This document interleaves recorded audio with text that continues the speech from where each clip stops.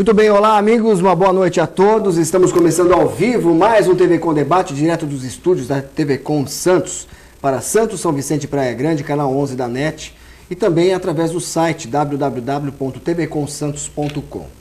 Hoje vamos debater vários assuntos envolvendo a nossa região, é claro, e eu conto com as presenças da comentarista e também advogada, professora, apresentadora do programa Jovens Pensadores, também aqui da casa, Rosilma Roldão. Uma boa noite, muito obrigado pela sua presença. Boa noite, muito feliz de estar aqui, viu, Balso? Primeira vez com você aqui na bancada.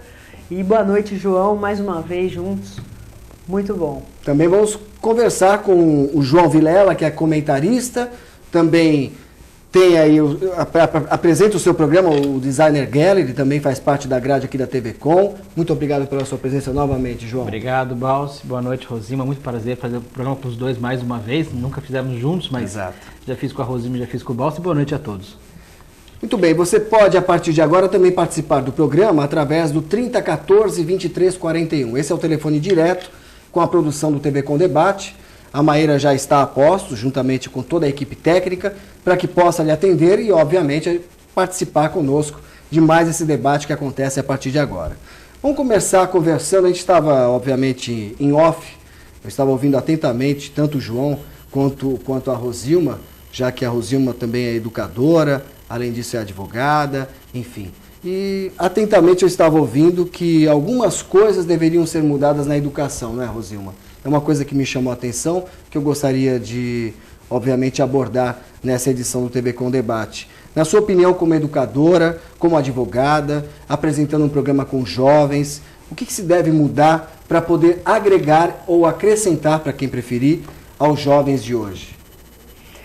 Bom, Balsi, nós estávamos eu acabei de gravar agora um programa Jovens Pensadores, em que eu trouxe aqui dois jovens empreendedores que eles desenvolvem softwares na área da educação. E eles disseram para nós que eles têm dificuldade, veja só, de entrar nas escolas e oferecer o material. Algumas escolas, inclusive, têm as salas da informática fechadas, né? E eu concordei com eles porque eu recentemente fiz um curso de pós-graduação em nível de especialização na área de educação à distância, né, que justamente a internet é o instrumento inafastável para fazer esse tipo de curso. E realmente o que esse curso me trouxe foi exatamente isso. Há vários entraves em relação a isso, a resistência dos professores em aprender. Alguns professores têm ciúme, acham que vão perder alguma coisa para a tecnologia, né? Há uma resistência muito grande em se aderir à tecnologia. E você disse o que melhorar na educação. Nós temos que entender que a educação tradicional, né? Aquela em que o professor fica na frente da sala de aula falando, escrevendo na lousa, ela está completamente ultrapassada. Porque também fiz um curso de palestrantes em que se dizia que o público só presta atenção nos primeiros 6 minutos do que você está falando. Alguns falam em 3 minutos.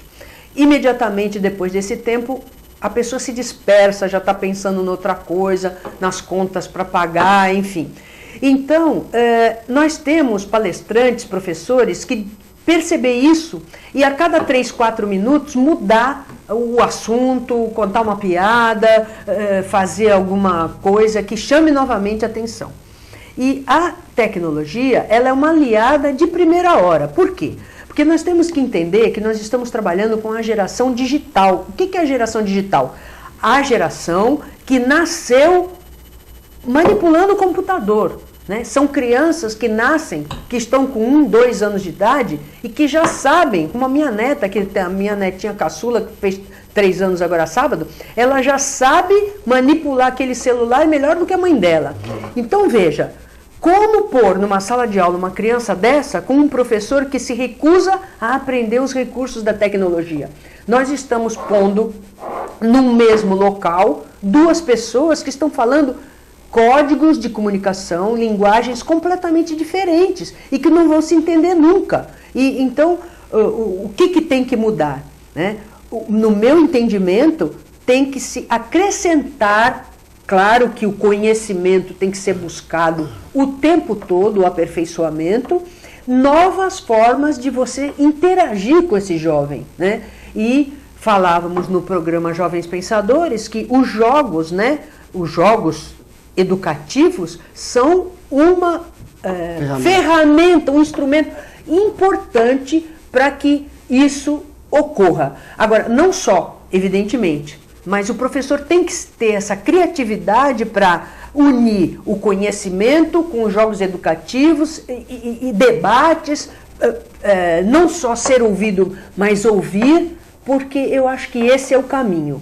E fico pasma em saber que há escolas que voltam as costas para isso, porque não é realmente a direção da moderna educação. Eu tenho feito bastante cursos de pós-graduação na área de educação e a diretriz é exatamente utilizar a tecnologia, porque a tecnologia ela melhora a educação, melhora a transmissão do conhecimento, melhora a interatividade e melhora o aprendizado, sem dúvida alguma. João, na sua opinião, os jovens estão mais dinâmicos ou estão alienados? Qual é a tua opinião? Sempre o jovem vai ser alienado e vai ser dinâmico. Isso é uma questão, desde o início do mundo é assim, não tem jeito. O que acontece, que a Rosima colocou perfeitamente, é que a escola tem que seduzir o jovem. Envolver. Não adianta você colocar numa escola coisas que não vão ter utilidade prática. Esse é o grande problema. Cria-se uma aura de criar uma coisa extremamente abstrata. A gente estava conversando antes do programa, até que você estava ouvindo a gente falando sobre isso, estava conversando sobre isso. Estou tendo uma aula aqui. A gente estava batendo um papo sobre isso, e justamente isso. O que adianta você ter matemática? Eu lembro que quando eu aprendi matriz inversa de range de cuta simples. Até hoje eu não sei para que serve. O que acontece? Não adianta, eu posso falar tranquilamente que durante muitos anos eu dei aula para a Fundação Paula Souza, então eu estive acostumado com a educação. E você começa a pegar algumas grades, alguns tipos de matéria que são completamente abstratos para quem está dando aula e para quem também está recebendo a aula. E não vai servir para nada. Em vez de pegar e explicar como é que se calcula juros, você vai comprar um aparelho de televisão numa loja, quando você vai pagar de juros, quando no banco você pega um empréstimo, entender como é que funciona realmente o mundo, que a função da escola é essa. E não ficar simplesmente, como a Rosina colocou perfeitamente, ficar naquele negócio de giz, né, e guspe. Isso. Né? Você fica falando, e é perfeito isso. Se você não seduzir a cada segundo aquele aluno, você não vai ter nada dele. E é muito difícil, que tem aquela questão de parecer mais inteligente, tem uma questão da soberba até de certas pessoas, de se achar acima dos outros, é uma grande falha. As pessoas têm que estar ali para passar uma questão simples de como é que funciona realmente a sociedade. A Rosima, eu estava até conversando com ela antes do programa, falou, olha, ela tem um sistema um livro que você já escreveu e um sistema de ensinar direito aos jovens. Né? Não é a faculdade de direito, é ensinar o direito à criança, ao adolescente. Isso é fundamental. Você não vai conseguir nunca construir um país se as pessoas não conhecerem o seu direito. É impossível você construir um país perfeito, bem feito, pelo menos, sem conhecer. Então você vai pegar os melhores países, ninguém sai sem conhecer a Constituição. E aqui você sai da faculdade de Direito sem conhecer a Constituição. Tudo bem que a nossa Constituição, nem nossos deputados sabem o que estão fazendo lá exatamente, a gente sabe o retalho que são as leis, a gente sabe como é que são mal usadas, mal feitas, infelizmente. Tem ministro do Supremo Tribunal Federal, isso não sou eu que estou dizendo, isso qualquer um coloca claramente, que não tem a menor noção de estar ali, não tinha condição nenhuma de estar ali. E está ali por questões políticas, todos estão ali por questões políticas, não por merecimento, não por técnica, não por condições.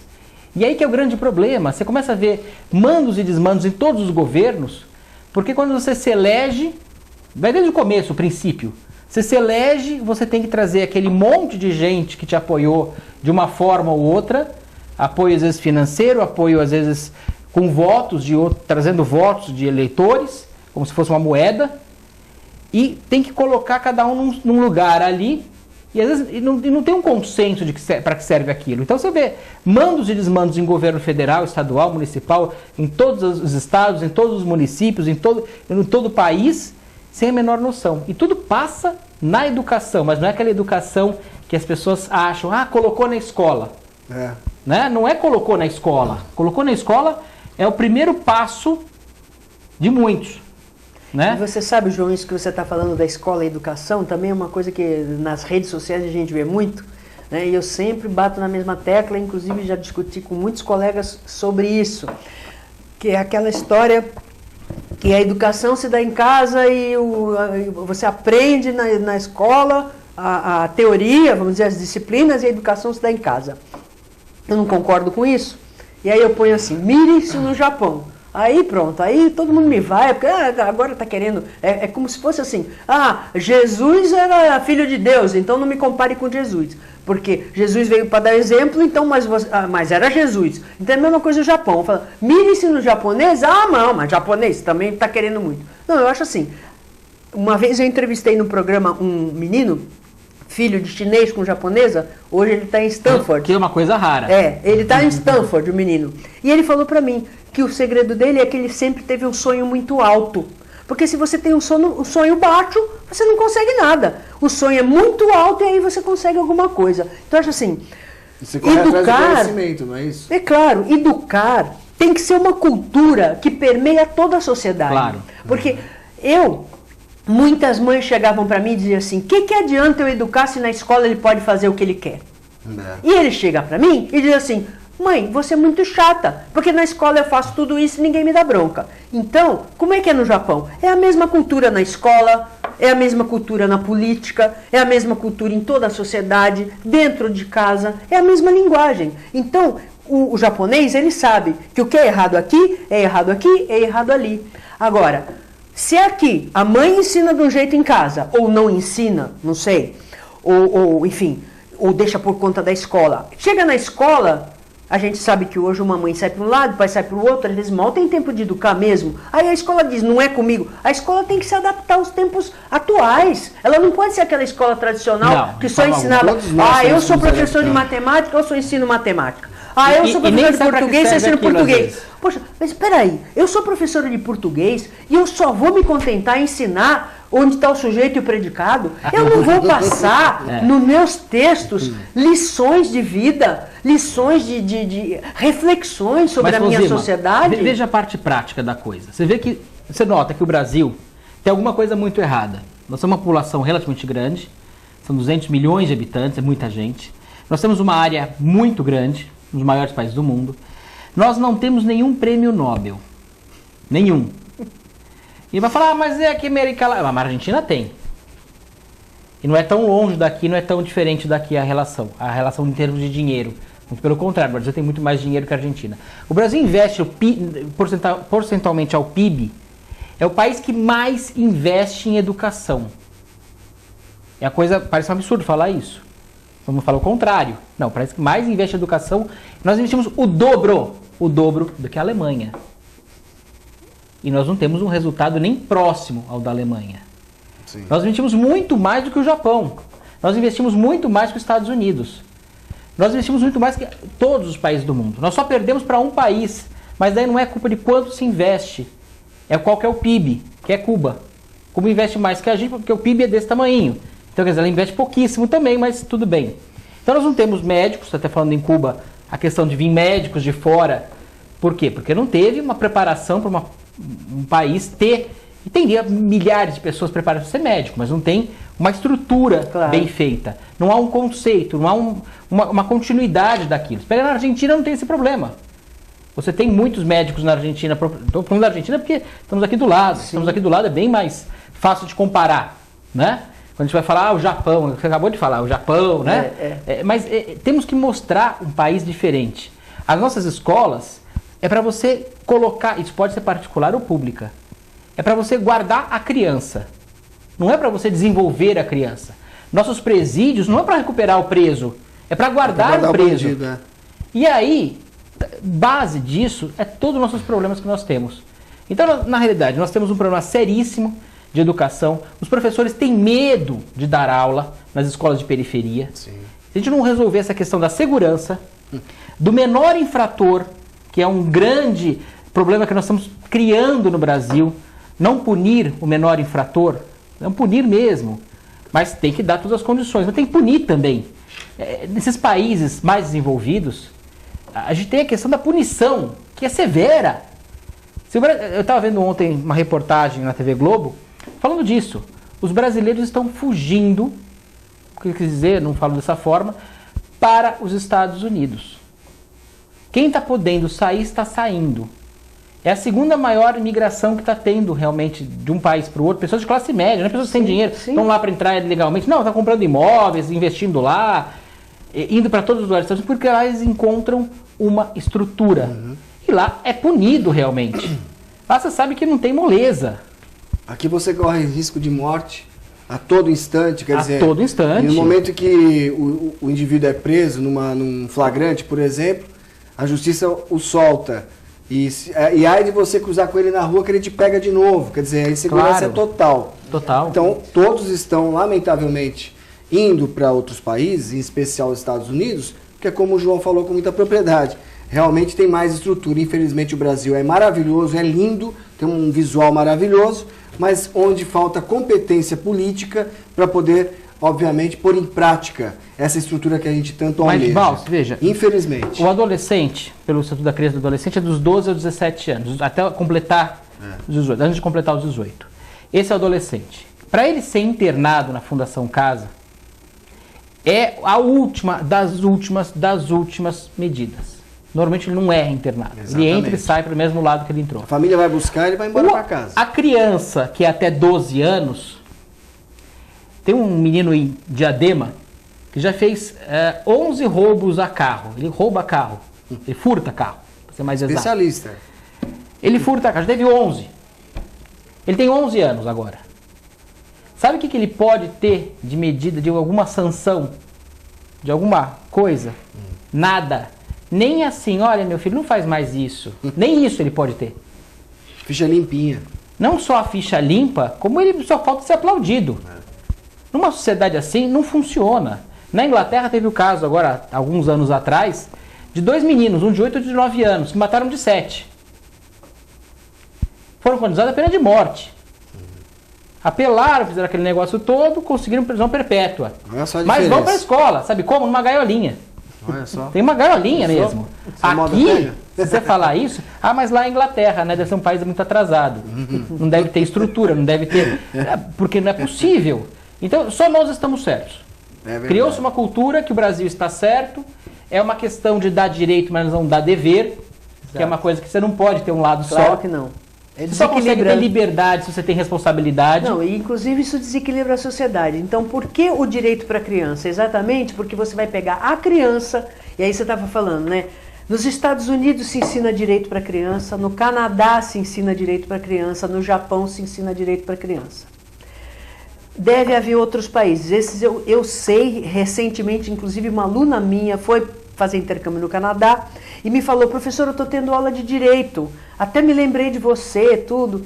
E eu estou pensando que ela estava tendo direito por aqui. Mas aonde? Tal? Que escola é essa? Porque ela estava no ensino médio. Aí ela falou, estou no Canadá, estou em Toronto, estou fazendo intercâmbio. Né? Aí eu perguntei, que matérias você estuda? Eu estudo a história do direito, eu estudo direitos, deveres, direitos humanos fundamentais, claro. Enfim.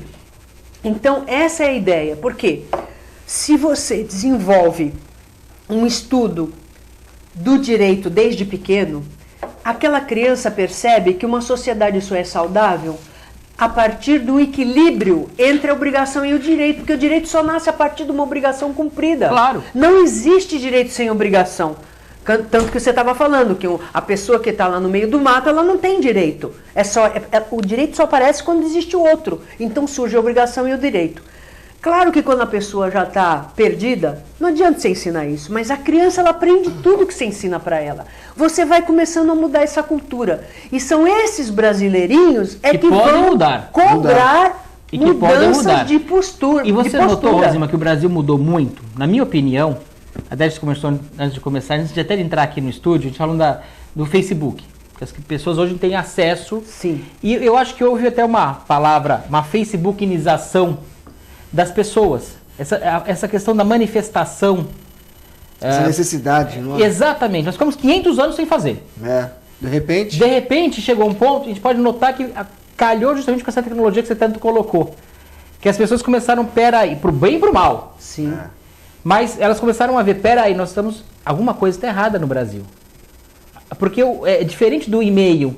O e-mail você vai mandar de fulano para ciclano. Sim. No Facebook aparece de uma vez. Você aparece e vê. Você conversa. Você não pergunta se posso mostrar. Facebook é fascinante porque você conversa com 1000 pessoas ao mesmo tempo, pessoas que você nem conhece. Exato. E ali você...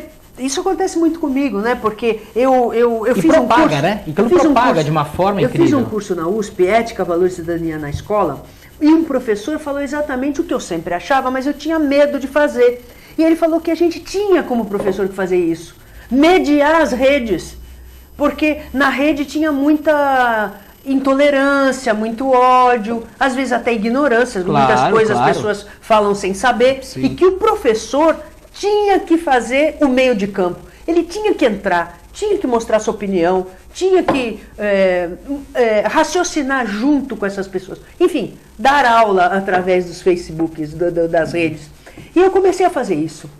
E até por conta do programa que eu tenho também, isso aí foi como se uma coisa desse força à outra, mas o grau de penetração, porque acontece o seguinte, você tem 3.000 amigos, 3.000 amigos veem o que você escreve, só que aí, aquele amigo, que é amigo de outros 3.000, gostou do que você escreveu e multiplica o que você escreveu. Daqui a pouco tem um monte de gente que nunca te viu, que não te conhece, que sabe exatamente como você pensa. E a coisa está mudando muito rápido. Antigamente o governo brasileiro, principalmente, conseguia controlar. Até era uma questão de concessão. Ele controlava as televisões, as rádios, que sempre eram e são, até hoje, de pessoas ligadas aos políticos, que é outro absurdo que nós temos. Os jornais também eram controlados, bem ou mal, apesar de ser mais difícil de controlar o jornal, eram controlados por uma parcela bem pequena da população. Poucas pessoas liam o jornal realmente e se interessavam para discutir se aquilo é uma verdade absoluta, se aquilo ali é uma questão que é mais, temos que pensar melhor, se está sendo colocado pelo editor do jornal, pelo dono do jornal por algum motivo político ou não. Mas há essa possibilidade.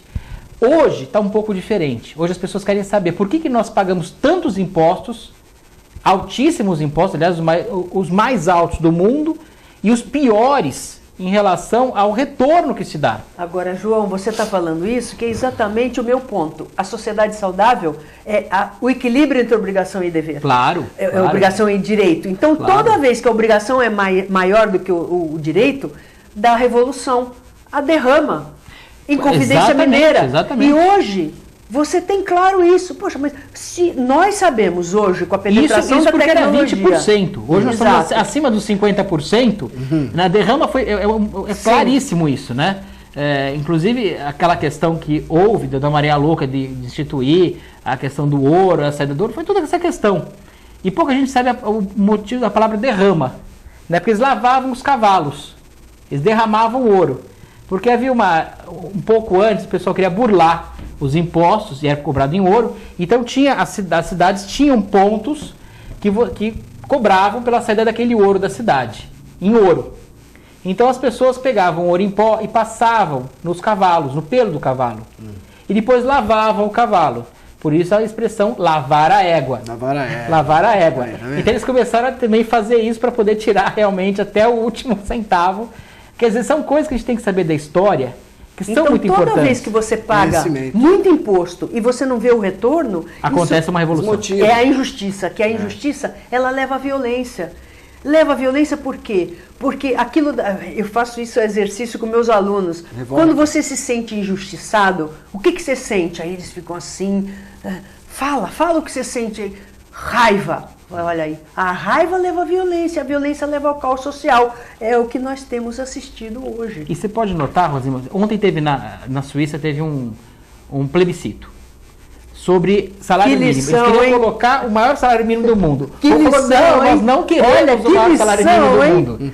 Isso é uma coisa incrível. Só um povo extremamente culto e educado, politizado, consegue pensar assim. Nós não queremos... E foram duas questões. Nós não queremos que comprem os caças que o Brasil está comprando por tantos bilhões, porque nós não queremos, não precisamos disso. Nossos vizinhos são pacíficos, nós temos uma fronteira bem estruturada. Então você começa a pensar como é que eles pensam muito diferente da gente, como é que eles têm essa questão e por que nós... E você pode notar uma outra coisa, quanto mais famoso, com algumas exceções, é o líder político do país, pior ele é. Você pode notar que aqueles grandes líderes famosos, por serem famosos, aqueles que são os sofistas, que falam e não dizem nada. Nós podemos enxergar vários por aí. Você sabe por quê, né? Porque o carisma cega. Agora, quem é o presidente da Suíça? Ninguém sabe, nem tem presidente, porque é diferente o sistema, mas ninguém sabe, não precisa saber. Então, quanto mais evoluído o país, menos precisa dessas pessoas alegando o impossível, né? Nós votamos em quem fala bem, não em quem administra quem promete bem. muito, e quem promete muito e não cumpre. Bom, meus amigos, eu vou pedir uma licença, eu ficaria horas ouvindo vocês aqui, os telespectadores, uma verdadeira aula no TV com Debate hoje. São opiniões distintas, porém muito produtivas, e eu ficaria horas, com certeza. O Uriel já participou através do 30 14 23 41. É um telespectador também muito assíduo, do lado do Campo Grande. Um abraço a você, Uriel. E o sindicalista é muito importante. Sindicalista importante, exatamente. Ele diz o seguinte, ele gostaria, na verdade, de saber, na opinião de todos de vocês, principalmente a classe dos professores, se ela é bem remunerada e é incentivada a melhorar. Porque Uriel tá um piadista hoje. se fala em punição e não na recuperação do menor infrator. Uriel, portanto, do Campo Grande participando. Rosilma. Quem falou na punição foi o João aí, João que responde. Posso colocar? Então, são duas questões.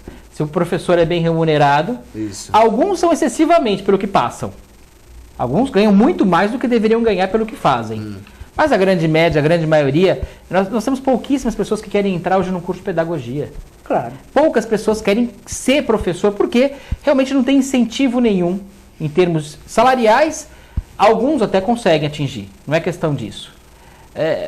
Nunca vai ser uma pessoa milionária, nunca vai ser um cargo... Eu vou contar uma história rapidamente para vocês. Quando eu estive na China, eu fiquei um tempo na China. E eu fiquei na casa de um chinês, claro, que era médico e era professor.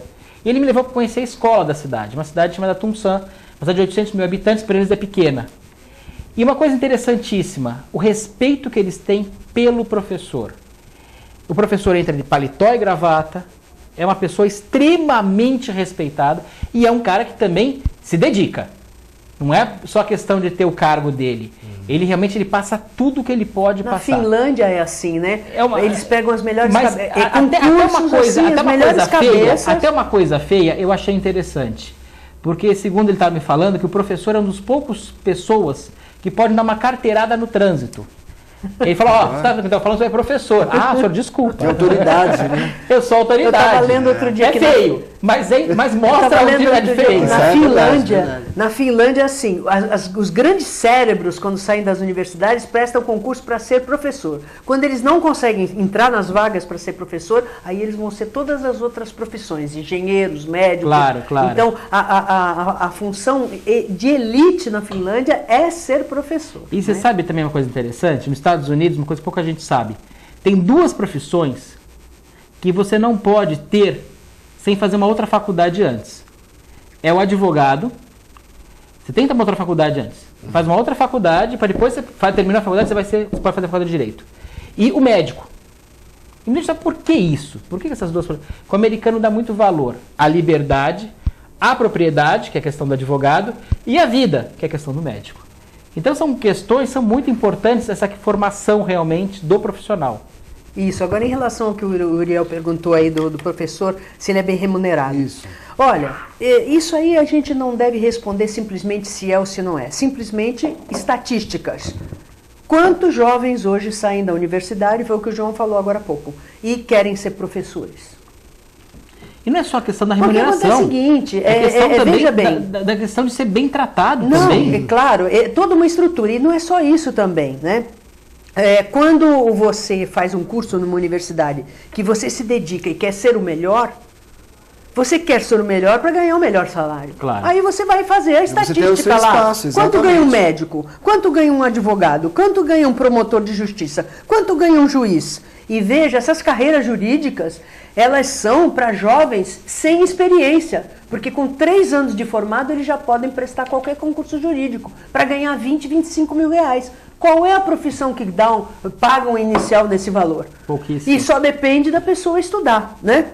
Agora, professor, é só ver quem é que vai ser professor, quem quer ser professor. Então, assim, o próprio tratamento que o Estado dá, a próprio status que a sociedade dá para esse professor é que tem o retorno do interesse dos jovens nessas carreiras. Vou pedir licença aos meus convidados, a gente vai fazer um breve intervalo no TV Com Debate, voltamos já já com mais assuntos. Eu acho que esse assunto educação a gente se estenderia meses e meses falando, obviamente. São perguntas pertinentes dos telespectadores e as opiniões também que são fundamentais. Voltamos já com o TV Com Debate.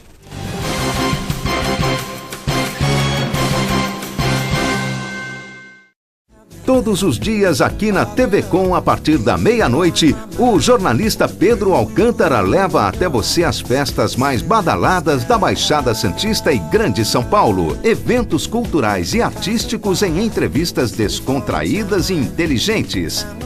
Oferecimento Audi Center Santos, Rua Brás Cubas 340. CVC, tudo por uma boa viagem. E Forma Plus, por uma vida incomparável. Venha conhecer o Quiosque Point das Tribos, oferecendo o que há de melhor na gastronomia japonesa. Além de sushi, sashimi e yakisoba, você encontra porções variadas, lanches e o melhor temaki da região. Venha conferir, Avenida Ayrton Senna da Silva, 35A, Quiosque do Itararé, Delivery 3013-5149. Point das Tribos.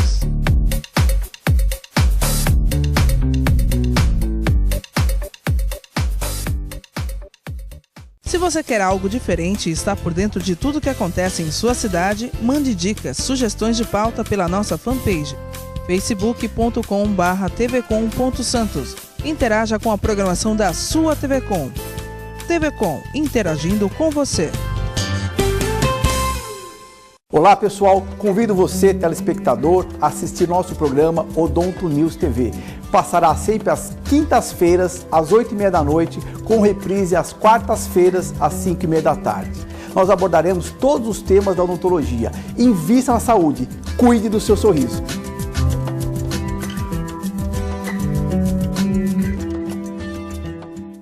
Buffet Maison Vanut, um novo conceito em festas.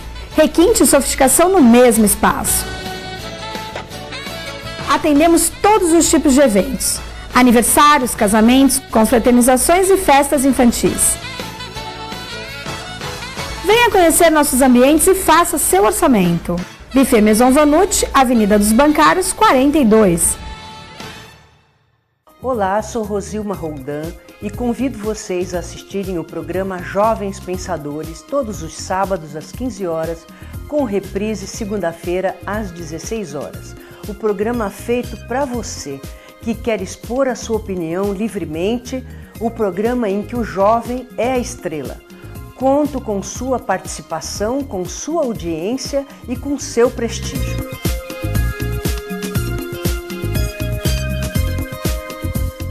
Oficina Frota Vento. Conta com uma infraestrutura totalmente automatizada e com o que há de mais moderno em equipamentos e tecnologia, com serviços de funilaria, repintura, mecânica e eletricidade, além de oferecer diversos modelos de carros antigos para aluguel. Oficina Frota Vento, localizada na Rua João Éboli, 57 em Santos.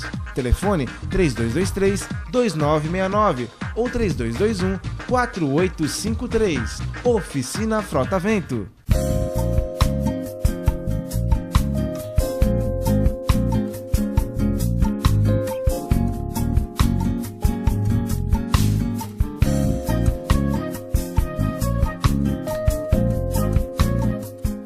Quer saber dos trabalhos realizados pelos vereadores aqui da Câmara Municipal de Santos? Então eu te convido a acompanhar o programa Bastidor, aqui pela TV Com, sempre com você, canal 11 da NET. De segunda a sexta-feira, tudo o que acontece, os trabalhos realizados, os requerimentos, os projetos de lei, tudo através do programa Bastidor. Portanto, convido a você a assistir, a acompanhar e conto com a sua audiência.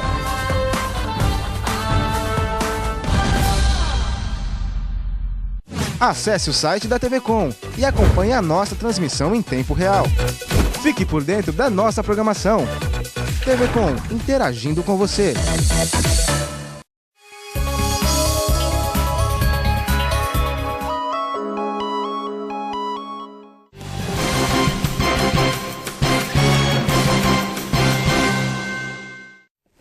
Muito bem, estamos de volta com mais um bloco do TV com Debate. Ainda você pode participar através do telefone 3014-2341. Muitas perguntas chegando. Inclusive, a gente vai fazer um complemento aqui da pergunta do Uriel do Campo Grande. Faço questão que o João responda a ele, não é? Temos muitos assuntos a abordar ainda. Não sei se nessa edição a gente vai conseguir. A gente tem o VLT em São Vicente, que houve mudanças no trânsito, está causando um transtorno enorme aos moradores e a quem ali transita. Enfim, vários assuntos. Mas, João, vamos terminar esse assunto envolvendo a saúde. No caso, o Uriel do Campo Grande, ele termina aquela questão. Primeiro ele fez a pergunta querendo saber se, na opinião de vocês, a classe dos professores é bem remunerada e é incentivada a melhorar. No caso, a Rosilma já respondeu. E aí existe um complemento na pergunta que ele se refere por que se fala tanto em punição e não recuperação do menor infrator. Na realidade, Uriel, o que se fala é na recuperação, não se fala em punição, nem pode se falar em sanção alguma. É que a gente sabe que da forma que está andando a coisa, nós não temos nem a recuperação por uma série de fatores e também não temos a punição. Nós temos que pensar que os menores cometem crimes, não podemos chamar de crime, que é infração, mas cometem essas infrações que são os crimes ou contravenções penais. Agora, do jeito que está andando o país, eu entendi o que você quis colocar, por que não recuperar e punir? Porque não está andando o país, simplesmente por isso. E o medo é uma coação do Estado. O Estado faz uma coação, fala assim, olha, se você cometer tal coisa, vai acontecer tal coisa. Isso, pode ter certeza. A criança com 2 anos de idade já tem noção. Não é questão de precisa ter 12. Já tem noção. E você faz isso com seus filhos. Você sabe que se você não falar, olha filho, não faça isso, não faça aquilo. Se você também deixar ele fazer o que ele quiser, ele vai aprontar alguma coisa, ele pode aprontar alguma coisa, repreende ele. Essa repreensão o Estado tem que dar de vários graus, na proporcionalidade, e na proporcionalidade que ele cometeu o fato. Então, quer dizer, é uma questão muito delicada, não dá pra gente conversar em 2 segundos e dar uma resposta certa, mas eu concordo com você que tem que ter a recuperação, mas muitos não são recuperáveis e nem querem ser recuperados também, né? Bom, referente ao VLT, como eu já anunciei no início do bloco, São Vicente vem passando por algumas transformações não muito positivas devido às obras do VLT. Santos também, enfim, mas Santos tem um espaço mais favorável, onde o impacto é menor. São Vicente agora, recentemente, se não me engano, no início da semana, melhor dizendo, ontem, houve algumas mudanças no que se refere às vias públicas da cidade, onde está causando sérios transtornos. Para começar esse assunto, Paulo Sérgio, que também nos assiste diariamente, do Boqueirão, ele diz o seguinte, estava marcado para ontem a descarga do VLT no Porto, de Santos, no caso. Hoje, no dia de hoje, ele não leu nada a respeito, quer dizer, será que vocês ouviram algo? Teve. Chegou realmente esse equipamento? O navio teve um problema no Rio de Janeiro. Certo. Teve um atraso no Rio de Janeiro. Então vai demorar um pouco mais para chegar. Mas a questão do... Eu penso o seguinte do VLT, eu falo isso desde o início, que teve a primeira pessoa que falou sobre o VLT, que a gente conversou sobre o VLT. Eu acho que foi uma perda de uma chance incrível nós termos pensado nesse VLT dessa forma. Porque isso é uma coisa que, quando você pensa nas cidades europeias, ela foi desenvolvida para ter, ela tem ruas largas, é diferente o sistema. Quando a gente pensa em colocar uma cidade que nem Santos e São Vicente, nós devíamos ter colocado sobre pilastras. É uma perda de uma chance incrível. Realmente nós perdemos a chance de ter realmente um veículo suspenso, um veículo que andasse por cima, que não impedisse o ir e vir nos caminhos que nós temos ali. Nós poderíamos ter as feiras livres embaixo, com uma estrutura de banheiro, inclusive, com uma coisa mais bem feita, sem atrapalhar o trânsito. Quem esteve em Santos nesse último domingo e tentou ir para São Vicente ou vice-versa, viu o inferno que foi, porque tinha corrida na praia, tinha a feira na Glicério e ficou só... Ficou todo mundo ilhado. Ficou ilhado, ficou Euclides da Cunha para todos os carros de Santos que irem para cá e para lá e fazer o que quisesse fazer. Então, quer dizer, ficou uma coisa absurda. Nós perdemos uma chance grande, já perdemos. Está um caos, tiraram aquela ponte do Antônio Emerick ali, que é um pontilhão. Um acesso importante ali. Em vez de reconstruir aquilo rapidamente, se tinha que mexer, primeira coisa, bloquearam a principal via que tinha na cidade, uma artéria que vem da Nossa Senhora de Fátima, que é onde passa todos os carros de São Vicente, passam por ali praticamente, fecharam e não fizeram rapidamente. E agora, o que eles vão lançar na realidade, isso podem ter certeza, eles vão lançar um VLT para inglês ver, ou para brasileiro ver. Porque não vai ter Não vai pensar que você vai sair dos Barreiros agora mês que vem e vai chegar aqui na Conselheiro Nébias. Você não vai fazer isso. Então, você não vai fazer isso. Primeiro, imigrantes. O VLT passa pela imigrantes, ele corta imigrantes. Não foi nem licenciado, só para avisar, não foi nem licenciado. Ele começa do lado de cada ponto dos Barreiros. O projeto original era para começar na área continental, realmente, não na área insular.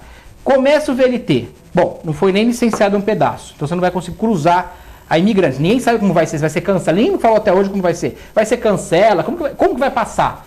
Imagina os carros na imigrantes, vai passar o bondinho, que é um bondinho moderno para um lado e para o outro. Não tem a menor condição. Já fizeram, na Estação Nossa Senhora das Graças, já fizeram a estação toda prontinha, bonitinha. Tem graminha, tem florzinha, tem plaquinha, entrada, saída, tudo pronto. Por que uma estação está tudo pronto e nas outras nem começaram a fazer? Tem alguma coisa errada. Porque eles vão pegar e vão colocar ali nessa estação a saída desse trem, que vai sair dali e vai até o Carrefour, vão inaugurar e aí terminar o dia que Deus quiser. Bom, tem alguma coisa a acrescentar, Rosinho? O que você acha dessa tecnologia chegando aqui na região? Qual é a tua opinião? Olha, esse negócio do VLT, inclusive eu já tive num programa aqui com o João, que ele deu essa explicação aí, eu acho que ele está coberto de razão. Você está poluindo mais ainda a rede, né? Sim. Ainda mais do que o que já é. Como você bem disse, você vai uma cidade vai ter um conflito dali de que é de 1.500. Inclusive ontem eu estava na cidade e entrei naquela ruazinha que sai da 15 de novembro e vai para o Cais. E toda vez que eu entro com o meu carro ali, eu me imagino a cavalo, né? Eu adoro as ruas do centro, maravilhosas. Então, eu entro com o meu carro e aí eu começo a fazer barulhinho de cavalo. Você imagina na Conde Deu ali, o pessoal passando ali naquela... Porque me dá sensação. Porque ali só cabe um carro ali, porque... Ou um cavalo. Exato, um cavalo. Aí eu entrei e comecei a fazer barulho de cavalo, porque exatamente isso. Então, uma cidade como a nossa, ruas estreitas, uma cidade como a nossa... Densamente habitada, tem né? 2 carros, a última estatística que eu vi, pode ser até que seja mais hoje... 2 carros por família, né? Por família, 2 carros por família. Uma família, 4 pessoas, então você tem um carro a cada 2 pessoas. Então você começa a pensar, por que 6 horas da tarde você não consegue andar dentro de Santos? Aí você vai pôr um VLT no meio dessa confusão, porque é isso que vai acontecer. Tiraram os bons em 71, Rosilma. Por causa disso, que causou um caos. Exatamente. O motivo de tirarem os bondes não é porque causou um caos no meio da cidade. Agora, você falou do Japão agora há pouco. Em Tóquio, você tem esse veículo suspenso. Sim. Na Austrália, você tem várias cidades esse veículo suspenso. No Canadá, tem várias... Será que eles são tão mais... Porto Alegre tem um sistema brasileiro, inclusive, que sai do aeroporto, já falei da outra vez, do aeroporto Salgado Filho, e vai até o centro de Porto Alegre. É um VLT não, é um monorail brasileiro, fabricado no Brasil, com um custo que é 1/3 desse outro VLT, que eu achei interessante, né, que todo mundo foi visitar lá na Espanha, a fabricação, são 2 fabricados lá e 27 fabricados aqui no Rio. Ninguém foi no Rio ver ele sendo fabricado, é interessante isso, né? Eu estou vendo na Espanha, é interessante como o pessoal vai ver, é interessante como funciona. Eu estou vendo muito floreio para pouca coisa prática. Meu medo é que isso aí amanhã se torne um veículo como aconteceu até com o TIM, que era o trem que ia e vinha, de uma forma mais precária que nós tínhamos aqui ligando, sem a menor estrutura, sabe? Eu espero que dê certo, torço para que dê certo, claro. Mas nós estamos perdendo uma chance de ter feito uma coisa muito melhor e mais barata. Outra coisa também é o seguinte, nossa cidade antiga, uma ilha, não tem para onde crescer, e aí, como nós vimos, né? Eu, domingo, não saí de casa. Porque eu já sabia. Nós estamos ficar nervosa, literalmente. Então, toda vez que acontecem esportes desse tipo, né, teve um outro que também foi a Conselheiro Nébias todinho, quer dizer, ninguém consegue se comunicar, se você tiver uma emergência... explicando qual o melhor caminho, nada. Se você tiver uma emergência, corta a cidade no meio pela Conselheiro Nébias, os hospitais são todos do lado de lá da Conselheiro Nébias, se tiver na ponta da pé, você morre. Se for nesse ponto... Então a gente percebe que não há um planejamento global, parece que são coisas pontuais. Quer fazer, esse amigo do rei você faz. É complicado. Bom, o VLT é assunto para mais de metro, a gente semanalmente vem comentando, a gente vem falando a respeito dessas obras do VLT que tem causado transtornos, lamentavelmente. Torcemos, como o João falou, bem, que dê certo. Todos, não é? claro. A população também tem que se adequar, depois que, obviamente, essa estrutura, esse equipamento estiver na ativa. Não é? Eu imagino, eu morei 15 anos em Curitiba e lá dizia-se que não tinha greve, não tinha mendigo nas ruas, e no momento que você começa a conviver na cidade, você começa, obviamente, ver os problemas, não é? Sociais, enfim. E, de repente, havia uma greve, depredavam os ônibus, aqueles biarticulados, que era a primeira cidade do Jaime Lerner, do né, país, não é? Enfim, é um exemplo que eu estou dando, porque se a população não tiver educação, não adianta ter tecnologia, não é? Não adianta ter obras com valores exorbitantes envolvendo aí governo, enfim. São placas enormes divulgando aí a construção do VLT, tá para chegar aí um dos vagões, se já é que não chegou, enfim. E como o João falou também, já existe aí locais específicos, se não uma, que já está florido, né, que você falou que até... Prontíssima. Só falta colocar o trem lá e inaugurar. Enfim, então vamos torcer para que a população também se adeque, não é? Se eduque, é muito importante. Bom, quem também nos dá o prazer da audiência é o Eduardo Filete. Um abraço a você, Filete. Ele parabeniza o programa e, no que se refere à educação, ele diz o seguinte: o nosso ensino tem que ser valorizado, isso sem dúvida nenhuma. Professores bem remunerados, estimulados, obrigados e incentivados a fazer cursos de especialização, como doutorado, mestrado, pós-doutorado. Só assim, na opinião do Filete, sairemos dessa crise, como os países chamados tigres asiáticos, que investiram 40 anos na educação, e ultimamente falamos de mais polícias, presídios e viaturas, mas se não investirmos na educação, não estaremos enxugando gelo. Essa é a opinião do Filete. Estaríamos enxugando gelo? Olha, Filete, um abração para você, está certíssimo. A história nos diz que construir presídios sem investimento na educação é enxugar gelo mesmo, você está certíssimo. A única coisa é que, voltando lá à fala do Uriel, como é que um professor vai fazer um curso de pós-graduação se ele não tem dinheiro para comprar os livros, que são caríssimos? Se ele não tem tempo para estudar, porque ele é obrigado a dar aula de manhã, de tarde e de noite, e ele não tem tempo... Se for uma mulher, piorou, porque não tem dinheiro para pagar empregada, ela do meia-noite às 6 ainda é obrigada a fazer o almoço para os filhos, porque ela sai o dia inteiro e ainda tem que deixar a comida pronta para os filhos. Então é aquela história. Como ser um professor de qualidade se você, para sustentar sua família, tem que trabalhar de manhã, de tarde e de noite? Não tem dinheiro para ir no cinema, agora nós temos o Vale Cultura, mas R$50, porque cinema também, cinema faz parte, porque você vai dar aula para os seus alunos, você tem que ter assistido o filme, você tem que dizer para eles assistirem o filme porque é importante, porque tem a ver com o que você está dando a aula. E é uma dinâmica diferente. Porque a aula tem que ser viva, ela tem que ser ligada ao nosso dia a dia. Então, o professor ficou lá atrás. Ficou lá atrás não, deixaram ele para trás, abandonaram o professor lá atrás. Talvez propositalmente, né? Talvez uma questão proposital. Aliás, bem possível de ser proposital. Mas, Filete, um abraço. O Filete entende disso, além de ser um excelente veterinário, que todo mundo sabe, é um professor de faculdade também, que ele sabe o que ele está falando há muitos anos, e dá cursos também, ele está montando os cursos dele nessa questão de veterinário, nessa parte toda de auxiliares para veterinário, que está bem interessante também. Parabéns, Filete. Bom, meus amigos, eu vou dar uma atenção aqui à audiência. O seu Nível e a dona Clarice do Marapé também prestigiam o TV com Debate. O seu Serafim, o seu Carlos do Clube lá do Curió, com a dona Lúcia, também assistem ao programa, todos do Marapé. A Regina Bessa de São Vicente, junto com a Júlia Zanetti, também nos dão o ar aí, lógico, a presença aí da audiência. O Tavinho Souza também é um DJ que trabalha nas noites aqui Santista, um abraço. O Antônio Carlos, a Valquíria, a Dona Alzira da Vila São Jorge, o Eduardo Filete, que eu já havia, na verdade, mencionado o teu nome aqui para poder te dar um abraço. Você já participou, então sinta-se abraçado.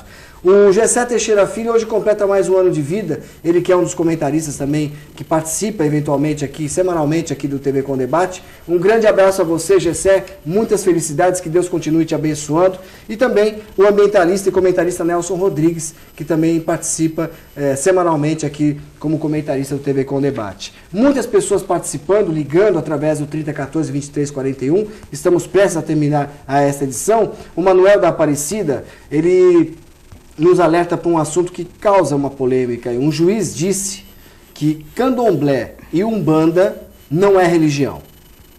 Ele está certo? O Manuel pergunta na opinião dos meus convidados. Isso é uma seita para fazer mal às pessoas. Essa é a opinião do Manuel. Vocês concordam com a opinião do Manuel? Bom, em primeiro lugar, o que eu tenho a dizer sobre esse assunto é o seguinte. A gente precisa conhecer exatamente o que aconteceu para poder opinar. O que foi pedido para o juiz, através do Ministério Público, foi que uma publicação difamatória, caluniosa, pela internet, tinha sido feita contra os cultos, candomblé e umbanda, é isso? Exato. E aí as pessoas envolvidas apresentaram as suas queixas no Ministério Público, e o Ministério Público então tomou a frente e exigiu, fez uma ação exigindo que tirasse essa publicação da internet. E o juiz não autorizou a retirada dessa publicação porque entendeu que essas umbanda e candomblé não seriam religiões. A meu ver, isso aí está tudo equivocado, porque acontece o seguinte: a nossa Constituição, que é a nossa lei maior, o nosso direito está todinho ali. Se você quiser só conhecer a Constituição, você não precisa conhecer mais nada, porque está tudo ali. E é a lei que vigora no país. Se ela é perfeita, se ela precisa ser melhorada, aperfeiçoada, isso é uma outra conversa. Mas o que vige é essa Constituição de 88, que já sofreu inúmeras emendas, Ela fala em liberdade de culto. A liberdade de culto é um derivativo da liberdade, em primeiro lugar, e da liberdade de pensamento e de expressão. Você tem direito de pensar o que quiser, tem direito de mudar de opinião e tem direito de expressar isso a qualquer momento e a qualquer hora, vedado o anonimato. Por que isso? Porque você também não pode ficar falando mal dos outros por aí sem dar seu nome. Sem a punição, isso é por Uriel, a punição devida, porque senão eu posso chegar aqui e dizer assim: o João é um homicida, João? O João é um homicida. Eu chego aqui no programa, eu tenho um programa aqui, posso. Sim. O João Vilela é um homicida. Olha, isso aí é uma calúnia. Eu estou imputando a ele um crime, aí ele vai me processar, porque usando minha liberdade de expressão, cometi um crime de calúnia, E por aí vai. Se eu xingar o João, só estou eu e ele, eu xingo ele, você é um burro, injúria, ele pode me processar também. Então a liberdade de expressão, como todo direito, é relativo. Ele também é submetido a certos limites, porque sempre que a gente extrapola o nosso direito, a gente pode também cometer um crime.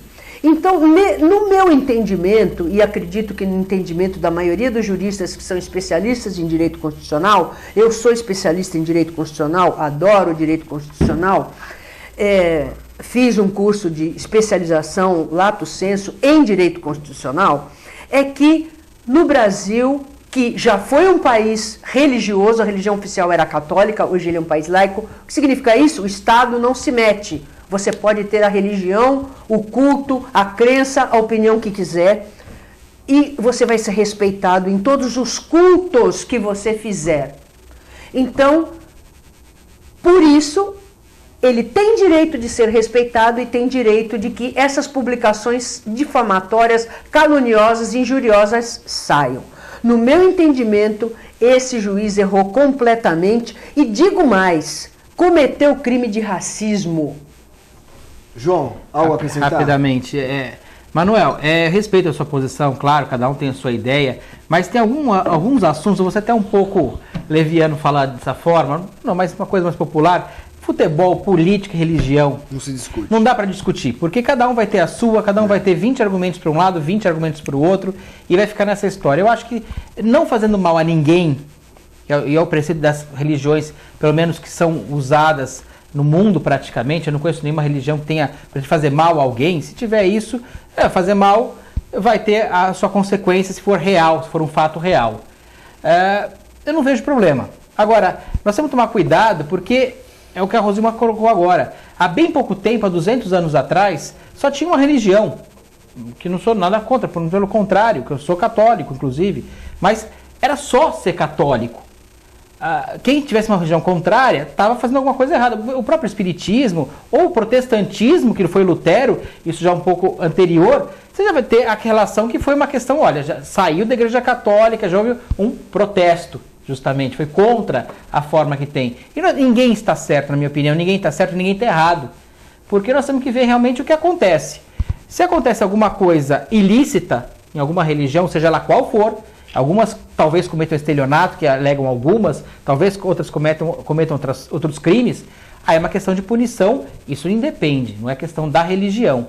Agora, eu não consigo ver que as religiões pensem numa forma para prejudicar o próximo. Se for assim também, não é uma boa religião, mas aí cabe a quem está praticando pensar bem e fazer o que acha certo fazer. Meus amigos, infelizmente chegamos ao final de mais um TV Com Debate ao vivo, direto dos estúdios da TV Com Santos. Quero agradecer a Rosilma Roldão, comentarista, advogada e apresentadora do Jovem Pensadores, programa exibido aqui na TV Com, e também ao João Vilela, comentarista, empresário, e também apresenta um programa muito interessante, onde ele mostra os artigos, não é, da Designer Gallery. Parabéns para vocês. Obrigado pela presença de vocês. Fiquei muito lisonjeado em tê-los aqui comigo. E agradeço a toda a equipe técnica, sem elas a gente não iria para o ar, não é? Um grande abraço a todos, a toda a direção da TV Com, e amanhã estaremos de volta. Na próxima quinta-feira teremos Manuel Gonzalez de volta ao TV Com Debate, portanto, Manuel, seja bem-vindo mais uma vez aqui ao TV Com Debate. Um grande abraço a todos, uma excelente noite.